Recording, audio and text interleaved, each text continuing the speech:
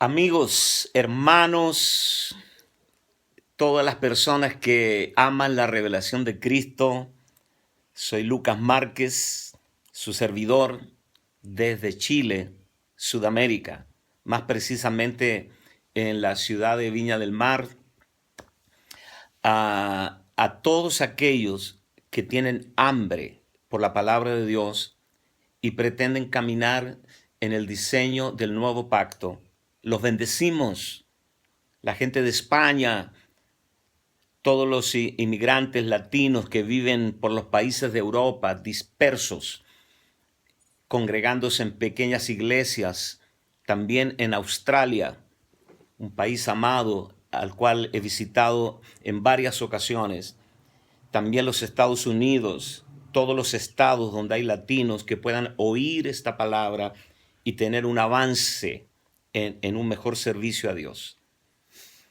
He estado tratando diversos temas, pero en esta ocasión quiero hablar acerca de las finanzas o la administración de las riquezas dentro del orden de Melquisedec.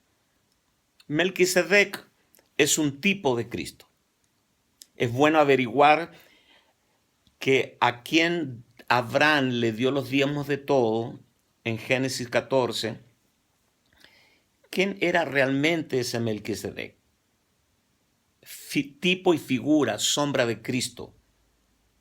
Porque más tarde el escritor de Hebreos, que para mí es Pablo, me hago cargo de esto, dice, pero este Melquisedec, citando el de Abraham, porque hubo otros, este Melquisedec.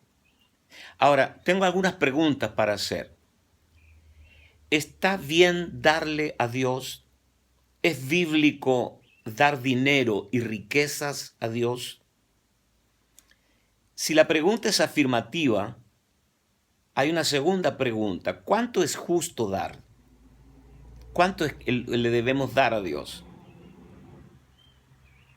Tercera pregunta. ¿El 10% o el diezmo es un piso o un techo con respecto al dar a Dios?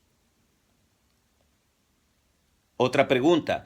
¿Aplica el diezmo en la economía neotestamentaria de Dios? ¿Pasó de moda? ¿Está vigente? ¿Aplica? Todo eso lo vamos a compartir en este breve estudio. ¿En qué y cómo se administran los dineros dentro de la vida de las iglesias locales? ¿Cómo debería administrarse los dineros? Y finalmente, ¿se puede entender el diezmo sin conocer el orden de Melquisedec? Es muy importante establecer que no es la orden, sino el orden, porque es un diseño eterno. Hay un hilo conductor desde Génesis hasta Apocalipsis, y eso tiene que ver con el orden, el dibra de Dios, el dibra de Dios, el orden eterno, o el taxis en griego, taxis, que tiene que ver con un plan preconcebido, intencionalmente diseñado de principio a fin. Es como que el orden de Melquisedec es el diseño eterno de Dios, no es histórico, es prehistórico, porque es antes que el hombre fuera creado, y cuando el hombre sea juzgado y entremos a los tiempos escatológicos, el orden continuará para siempre. Este es el orden, el dibra de Dios. Se puede entender el diezmo desconectado de este orden, el orden de Melquisedec. Esto es extremadamente importante y quiero recordar esto, no es el orden, no es la orden, sino el orden. Por lo tanto, en la escritura siempre hubo un Melqui de turno en el orden. Noé fue un Melqui en sus días porque él fue predicador de justicia, dice el libro de Hebreos, y ocurre que Melquisedec significa rey de justicia y rey de paz. Entonces encontramos en el capítulo 14 de Génesis, del 17 al 20, Cuando volvía de la derrota de Kedorlaomer y de los reyes que con él estaban, salió el rey de Sodoma a recibirlo en el valle de Sabe, que es el valle del rey. Entonces Melquisedec, rey de Salem y sacerdote del Dios Altísimo, sacó pan y vino y le bendijo diciendo: bendito sea Abraham del Dios Altísimo, creador de los cielos y de la tierra, y bendito sea el Dios Altísimo que entregó sus enemigos en tu mano y le dio a Abraham los diezmos de todo. Este pasaje lo cotejamos con Hebreos capítulo 7, verso 1 al 10, porque este Melquisedec, ya lo mencioné, rey de Salem, sacerdote del Dios Altísimo, que salió a recibir a Abraham, que volvía de la derrota de los reyes y le bendijo, a quien asimismo dio a Abraham los diezmos de todo, cuyo nombre significa primeramente rey de justicia y también rey de Salem, esto es rey de paz, sin padre, sin madre, sin genealogía, que ni tiene principio de días ni fin de vida, sino hecho semejante al Hijo de Dios, permanece sacerdote para siempre, y considera cuán grande era este, a quien aún Abraham, el patriarca, dio los diezmos del botín. Ciertamente, los que de entre los hijos de Leví reciben el sacerdocio tienen mandamiento de tomar del pueblo los diezmos según la ley, es decir, de sus hermanos, aunque estos también hayan salido de los lomos de Abraham. Pero aquel cuya genealogía no es contada de entre ellos, tomó de Abraham los diezmos y bendijo al que tenía las promesas, y sin discusión alguna, el menor es bendecido por el mayor.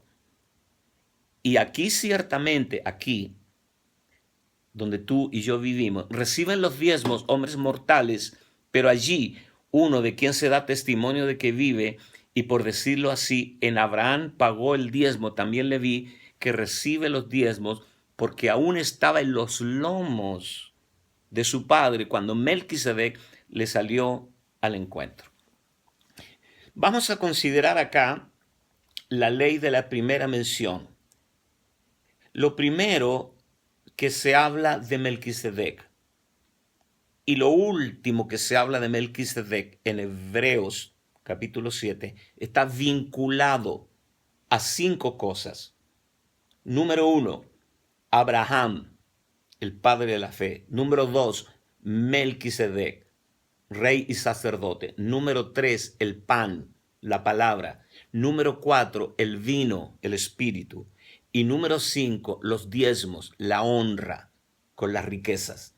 O sea, de estas 5 cosas que componen un ente indivisible, mucha gente intenta extirpar el diezmo. Yo nunca he conocido hasta el día de hoy a alguien que me diga: estoy en contra del diezmo, he decidido dar el 15% o el 20%. Nunca es para dar más.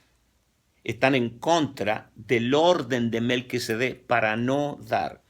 ¿Cuántos saben que la gente da más a Halloween que al reino de Dios?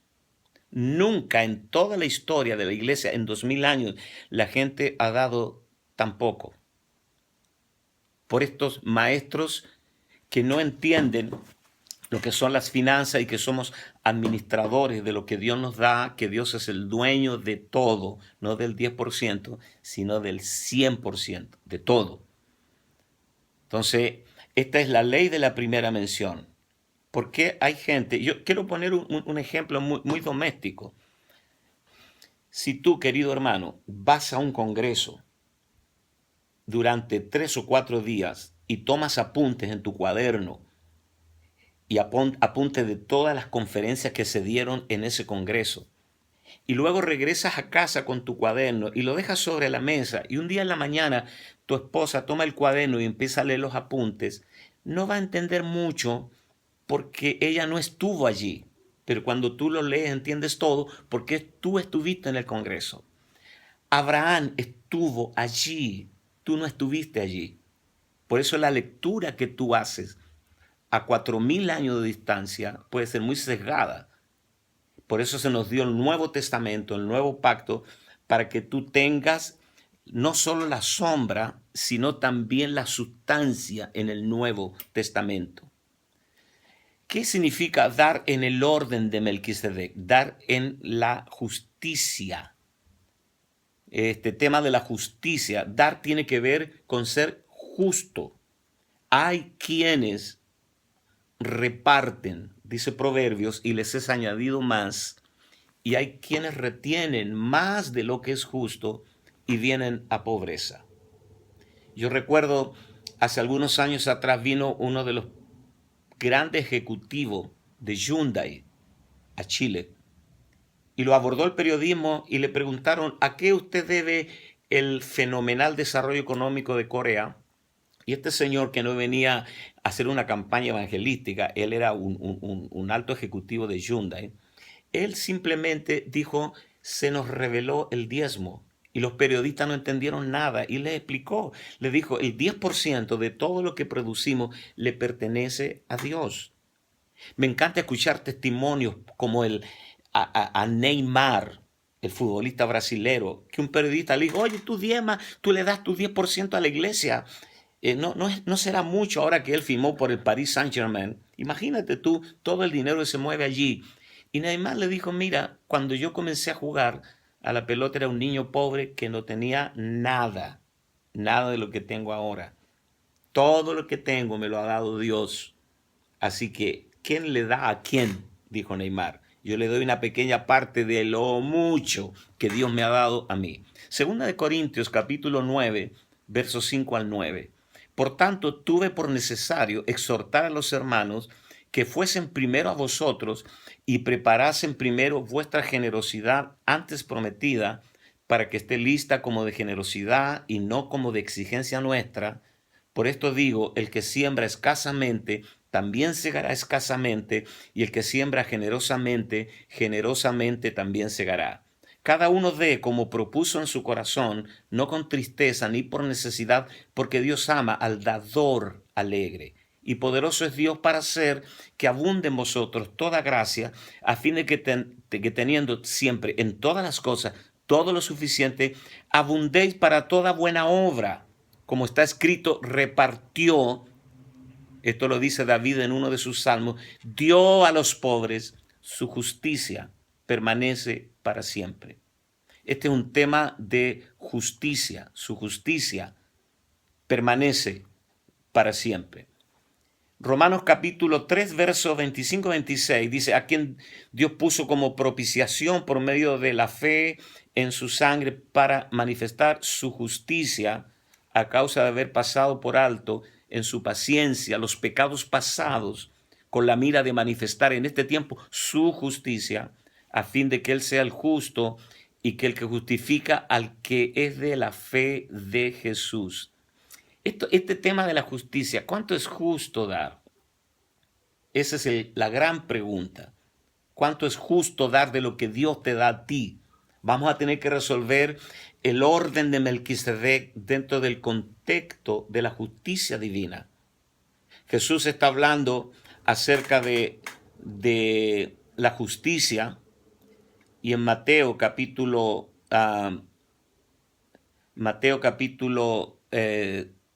21 dice, porque vino a vosotros Juan en camino de justicia. Mateo 3:15, pero Jesús le respondió, deja ahora porque conviene, así cumplamos toda justicia. Y en Mateo capítulo 6, este es el punto, tengo unos apuntes acá, disculpen los baches. En Mateo capítulo 6, verso 1 al 4, dice, guardaos de hacer vuestra justicia delante de los hombres. ¿A qué se estaba refiriendo Jesús al dar? La justicia en el dar, para ser visto de ellos. De otra manera no tendréis recompensa de vuestro Padre que está en los cielos. Cuando pues des limosna, no hagas tocar trompeta delante de ti, como hacen los hipócritas en las sinagogas y en las calles, para ser alabado de los hombres. De cierto os digo que ya tienen su recompensa. Mas cuando tú des limosna, no sepa tu izquierda lo que hace tu derecha, para que sea tu limosna en secreto, y tu Padre que ve en secreto te recompensará en público. Es decir, que Jesús vincula el dar con la justicia. ¿Cuánto es justo dar a Dios? Proverbios 11:24, lo dije, pero lo vuelvo a repetir. Hay quienes reparten y les es añadido más, y hay quienes retienen más de lo que es justo, pero vienen a pobreza. Mateo 23, un capítulo de juicios terribles, apocalípticos. Jesús dice, ay de vosotros, escribas, fariseos, hipócritas, porque diezmáis la menta y el eneldo y el comino y dejáis lo más importante de la ley, la justicia, la misericordia y la fe. Esto era necesario hacer sin dejar de hacer aquello. Guías de ciegos que coláis el mosquito, tragáis el camello. Ay de vosotros, escribas y fariseos hipócritas, porque limpiáis lo de fuera del vaso del plato, pero por dentro estáis llenos de robo e injusticia. Entonces, Pablo, tocando este mismo tema de la justicia en el dar, dice en 2 Corintios 9, versos 10 y 11, y el que da semilla al que siembra y pan al que come, proveerá y multiplicará vuestra sementera y aumentará los frutos de vuestra justicia.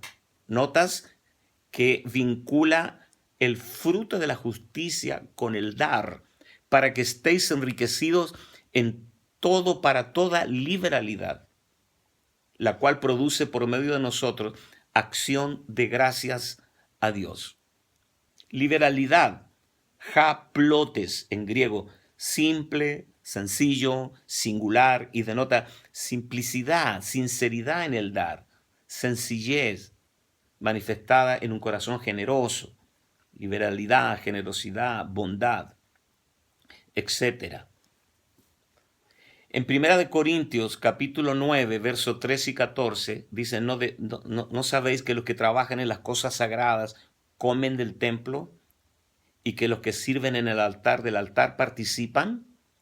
Así también que el Señor ordenó a los que anuncian el evangelio que vivan del evangelio. Aquí hay dos cositas y ya termino.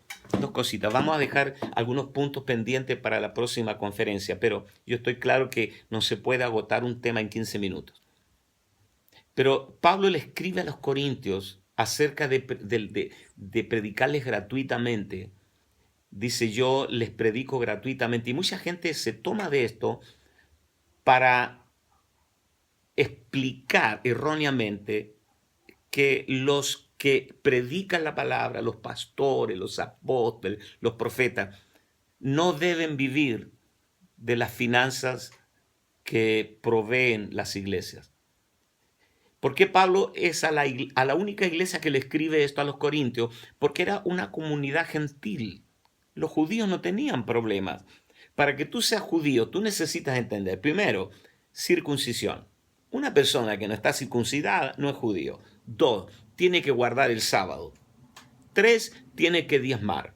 Así que el judío no tiene problema con dar. A ellos desde niño les enseñan que hay una parte que es de Dios. ¿Con quién tuvo problema Pablo? Con los corintios, con los gentiles, que ellos fueron unos miserables. Nunca ellos le dieron nada a Pablo. Y el síndrome del corintianismo lo tenemos de regreso hoy, en pleno siglo XXI. Entonces Pablo, cuando habla de el que trabaja en el evangelio, que viva del evangelio, te regresa al sacerdocio levítico como la sombra. No es que somos levitas, somos conforme al orden de Melquisedec, pero te regresa a ese orden como sombra. Dice, ¿nunca leíste que los que sirven en el altar, ¿quiénes? Los levitas, del altar participan? Asimismo, el que predica el evangelio, que viva del evangelio. Por lo tanto, aquí estamos tocando este punto importante. Los corintios, en 1 Corintios 9, 15 al 23, dice, pero yo de nada de esto me he aprovechado, ni tampoco he escrito esto para que se haga así conmigo, porque prefiero morir antes que nadie desvanezca esta mi gloria, pues si anuncio el evangelio no tengo por qué gloriarme, porque me es impuesta necesidad y ay de mí si no predico el evangelio. Si lo hago de buena voluntad, recompensa tendré, pero si de mala voluntad, la comisión me ha sido encomendada. ¿Cuál es pues mi galardón? Que predicando el evangelio presente gratuitamente. Graba esta palabrita, el evangelio de Cristo, para no abusar de mi derecho en el evangelio. O sea, lo que Pablo está diciendo es, yo tengo el derecho de vivir del evangelio y ustedes tienen la responsabilidad de sustentarme, pero como a ustedes no se les ha revelado por su mentalidad gentil, entonces yo prefiero predicarles gratuitamente, aunque ustedes deberían financiarme a mí. Entonces, no saquemos la palabra de contexto. Entonces, finalmente, quiero solo bendecir tus finanzas, bendecir tu vida. El diezmo está plenamente vigente en el orden de Melquisedec, pero en el antiguo pacto se daba como tributo, se pagaba como impuesto, pero hoy, cuando se nos revela esto, lo damos por gracia, por gratitud, por honra. No es lo mismo dar por honra que pagar un impuesto. Es la misma cantidad, pero la motivación es diferente. Los bendigo a todos. Bendigo a aquellos que todavía aún no entienden el tema del dar a Dios, que se les revele para que entren en la abundancia divina. Bendiciones para todos desde Viña del Mar, Chile. Soy Lucas Márquez. Un abrazo. Bendiciones.